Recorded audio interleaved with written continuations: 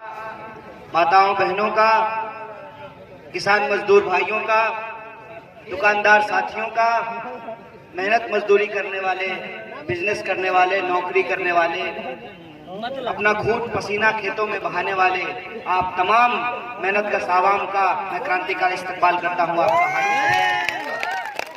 दोस्तों, मुझे मालूम है कि आप लोग बहुत देर से इस सभा में शिरकत कर रहे हैं। शाम हो रही है और आपको घर जाना है।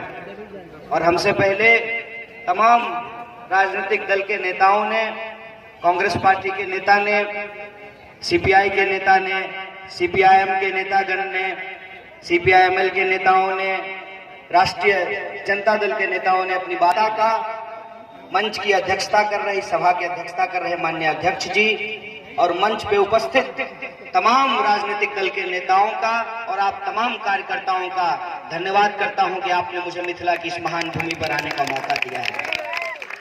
वैसे अलग अलग समय में मैं मिथिला के किसी न किसी इलाके में आता रहा हूं और बेगूसराय भी मिथिला का हिस्सा है, लेकिन आप लोग शुद्ध मैथिल हैं, हम लोग ठेठ मैथिल हैं। ठेठ इसलिए बोल रहे हैं कि हमारी भाषा पे अंगिका का भी प्रभाव है, मगही का भी प्रभाव है और मिथिला की मैथिल भाषा तो है ही। कई जगह लोग कहते हैं कि हाँ मैथिली बाजू, हम कहते हैं कि हमारी मैथिली सुन करके जो है आपको लगेगा कि इससे अच्छा नहीं ही बोलता तो अच्छा रहता। लेकिन मिथिला से जो हमारा ये जुड़ाव है, उस जुड़ाव के संबंध में एक बात और मैं आपसे कहना चाहता हूं। हमारे यहाँ हर साल अयोध्या से बारात आती है और श्री राम जी का विवाह होता है और मिथिला को राज्य बनाने का आंदोलन हो या मैथिल भाषा को 8वीं अनुसूची में जोड़ने का सवाल हो या मिथिला के किसी भी इलाके में, जैसे मैं झंझारपुर में जब था तो बहुत दिनों से झंझारपुर को जिला बनाने की मांग चल रही है। इन तमाम आंदोलनों में बेगूसराय के लोगों की भी शिरकत रहती है, उनकी भागीदारी रहती है, उनका समर्थन रहता है। इस तरह से हम आप तमाम लोगों से जुड़े हुए लोग हैं और मेरी यह व्यक्तिगत समझदारी मुझे यह सिखाती है कि आप किसी भी इलाके में जा करके, चाहे आपके पास कितना ही ज्ञान क्यों ना हो, कितना ही नॉलेज क्यों ना हो, चाहे आप क्यों ना पीएचडी कर लिए हों, लेकिन उस इलाके में जो रहने वाले लोग हैं और मुँह जवानी जो उनको उस इलाके का इतिहास याद है और रोज बरोज जो अपना जीवन वो जीते हैं, सड़क का एक एक गड्ढा आपको पहचानता होगा। जब आप मोटरसाइकिल से जाते होंगे तो गड्ढा बोलता होगा हेलो। मतलब आपकी जो हकीकत है वो आपसे बेहतर कौन जान सकता है। इसलिए मैं किसी भी इलाके में जा करके उस इलाके की समस्याओं के बारे में आपसे बेहतर तो बात नहीं कर सकता हूं। कहते हैं ना कि आप जो रोज झेलते हैं, चाहे वो सड़क की समस्या हो, बिजली की समस्या हो, अस्पताल की समस्या हो या ब्लॉक में जो आपको काम करवाने में दिक्कत होती है, किसी भी योजना की लूट हो या अपने बाल बच्चों की, अपने आने वाली पीढ़ी का भविष्य हो, आप हमसे बेहतर समझते हैं। उस पे मैं ज्यादा बात न करके जो मौजूदा परिस्थिति है उसमें जन भागीदारी के आधार पर, जन सहयोग के आधार पर समाज को बेहतर सुंदर कैसे बनाया जा सकता है, इस दायरे में अपनी बातचीत को रखता हूं। आप में से बहुत सारे लोगों ने पिछली बार भी मुझे यहां बोलते हुए सुना होगा। जनगण मन यात्रा के दौरान हम लोग यहां आए थे और मैं आपको बधाई देना चाहता हूं कि आप उस वक्त जो हमारा साथ दिए थे, ये उसी का असर है कि इस बार बिहार विधानसभा का चुनाव जात पात पर नहीं, धर्म के झगड़े पे नहीं, रोजगार और विकास के सवाल पर है। आप याद कीजिए उस स्पीच को आप याद कीजिए उस संवाद को, उस भाषण को, कि उसमें हम लोग क्या बात कर रहे थे। मुद्दा जरूर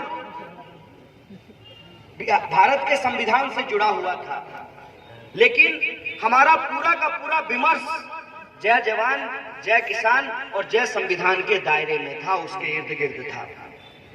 उस सभा में भी हमने पलायन के सवाल को मुद्दा बनाया था। कल मैं छपरा में था, तो वहां पे हम लोग भिखारी ठाकुर की चर्चा कर रहे थे। भिखारी ठाकुर का एक लाइन है कि नौवा घुमाई लोर चुआई बबुआ जयहन देश के ओर।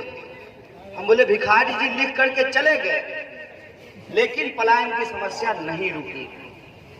साल हर साल चुनाव होते रहते हैं, आप किसी न किसी को अपना वोट देते हैं, कोई जीतता है कोई हारता है, लेकिन जो आपका बुनियादी सवाल है उसको इस देश के राजनीतिक विमर्श से गायब कर दिया। अबे यार इधर घूमो। मैं ये गारंटी नहीं कर रहा हूं कि इस बार का चुनाव इस विमर्श के आधार पर अपना अंतिम परिणाम देगा कि नहीं देगा, लेकिन इस बात की खुशी जरूर है और मैं आपको बधाई जरूर देना चाहता हूं कि आपने नौजवानों के इस सवाल का जो समर्थन किया है। बिहार के चुनाव का विमर्श इस बार रोजगार के सवाल पर केंद्रित है। और आप देखिए कि हम लोग दूसरे के अखाड़े में जाकर के, दूसरे के पाले में जाकर के कबड्डी कबड्डी नहीं कर रहे हैं। हमारे यहाँ लड़का लड़की सब कबड्डी खेलती है। बेगूसराय में फुटबॉल का भी टीम है, लड़का लड़की फुटबॉल खेलते हैं। कबड्डी के खेल में क्या होता है कि जब आप कबड्डी कबड्डी करने के लिए दूसरे के पाले में जाते हैं, दूसरे के कोर्ट में जाते हैं, तो आप एक होते हैं और वो साथ होता है। लेकिन अगर आप उसको अपने कोर्ट में बुलाते हैं कबड्डी कबड्डी करने के लिए, तब वो एक होता है और आप साथ होते हैं। इस रणनीति में, इस लड़ाई में ये होना बहुत जरूरी था कि हम भाजपा के द्वारा उलझाए गए, फंसाए गए, भटकाए गए मुद्दों पे जवाब नहीं दे रहे हैं, बल्कि हमारे द्वारा उठाए गए मुद्दे पर उनको जवाब देना है। इस बार के चुनाव की आप खास बात देखिए, हमारे संकल्प पत्र में रोजगार की बात की गई है, समान वेतन की बात की गई है। हमारे संकल्प पत्र में सिर्फ नौजवानों की बात नहीं की गई है, समावेशी है हमारा संकल्प पत्र। हम वृद्धा पेंशन को भी 400 से बढ़ा करके 1000 रुपया करने की बात कर रहे हैं। और सिर्फ अस्थायी नौकरी की चर्चा नहीं कर रहे हैं, जो नियोजित शिक्षक हैं उनको भी अस्थायी करने की बात कर रहे हैं, जो अतिथि शिक्षक हैं उनको भी अस्थायी करने की बात कर रहे हैं। और हमारा पूरा फोकस इस बात पर है कि आखिर क्यों पढ़ने के लिए बाहर जाना है, नौकरी करने के लिए बाहर जाना है, इलाज कराने के लिए बाहर जाना है, नया नया ब्याह होता है तो लोग घूमने के लिए भी बाहर ही जाता है। कोई हिमाचल का आदमी आपको उमगांव में घूमते हुए मिला है? कोई बंबई का आदमी आपको उमगांव में घूमते हुए मिला है? कोई सरदार जी आपको मिला है कि आपके खेत में धान काट रहा हो, आपके पोखर में मछली पकड़ रहा हो? फैक्ट है, फैक्ट है। आखिर क्यों कि हमको घूमने के लिए मनाली ही जाना है? कोई मधुबनी भी आए, हम उसको पान खिलाएं, मखान खिलाएं, उसको जो है मिथिला का टोपी पहनाएं, पाग पहनाएं। ये परिस्थिति हमारे राज्य में क्यों नहीं पैदा हो पाई? ये इतना बड़ा सवाल है जिस सवाल को गुमराह करके रखा गया। भिखारी ठाकुर विदेशिया नाटक में विरह का गीत लिखते थे, और विरह के गीत में क्या लिखते थे? पिया गैल कलकतवा ए सजनी। और आप मैथिली सिनेमा, मैथिली साहित्य को भी पढ़ करके देखिए, तमाम तरह के विरह के संगीत और गीत लिखे गए हैं, कविताएं लिखी गई हैं, और बकायदा मिथिला एक्सप्रेस चला दिया गया भाई साहब, ढो ढो करके बिहारियों को कलकत्ता पहुंचाने के लिए। काहे भाई? कोई बंगाली हमारे यहाँ क्यों नहीं आ रहा है? हमारे यहाँ हमारे खेत में काम करने के लिए, हमारे फैक्ट्रियों में काम करने के लिए। ये जो आत्मसम्मान की लड़ाई है, इस आत्मसम्मान की लड़ाई के बारे में एक बात हमको समझना पड़ेगा कि जब तक हम अपने हक और अधिकार को लेकर के सजग नहीं होंगे, जब तक हम ये नहीं याद करेंगे कि सरकार चुनने का अधिकार गिफ्ट में नहीं मिला है। Happy birthday to you. Gift में नहीं मिला है। देश अगर आजाद नहीं होता और देश की आजादी के लिए लोग हंसते हंसते फांसी का फंदा नहीं चूमे होते, देश का संविधान नहीं बना होता, तो हर किसी का वोट बराबर नहीं हुआ होता। मोटको वोट एक, अपतरको वोट एक, महिलो वोट एक, अमर्दबो वोट एक, गोरको वोट एक, अकरको वोट एक। ये हो पाता क्या? और इतनी बड़ी ताकत अगर आपकी नहीं होती तो चील गाड़ी लेकर के लोग आपके मैदान में नहीं उतर रहे होते। कोई नजर नहीं आता, एसी से बाहर नहीं निकलता है, बिस्लरी से मुंह धोने वाले लोग हैं। सही बात है एकदम। ये 5 साल में जो सीजन होता है, जो त्योहार होता है, वो इसीलिए होता है कि आज भी सरकार को चुनने का अधिकार आपके हाथ में। आप वोट से सरकार बना सकते हैं, आप वोट से सरकार गिरा सकते हैं।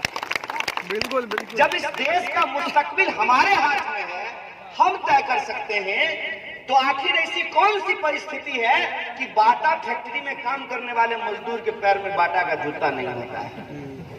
ऐसी कौन सी परिस्थिति है कि लॉकडाउन के दौरान हम दिल्ली में, बंबई में फैक्ट्रियों में काम करते हैं, बिल्डिंगें बनाते हैं, सड़कें बनाते हैं, कश्मीर से लेकर के कन्याकुमारी तक हर मेहनत मजदूरी का काम बिहारी करता है।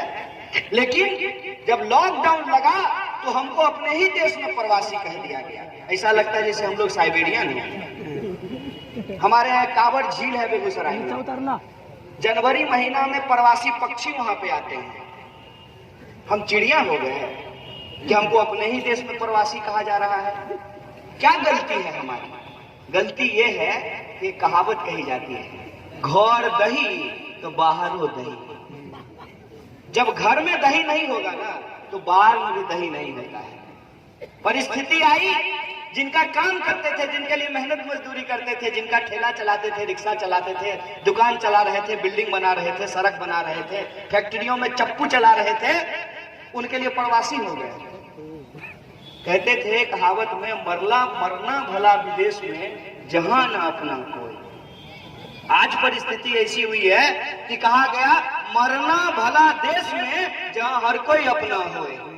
कम से कम कंधा देने वाला तो 4 लोग होगा ना।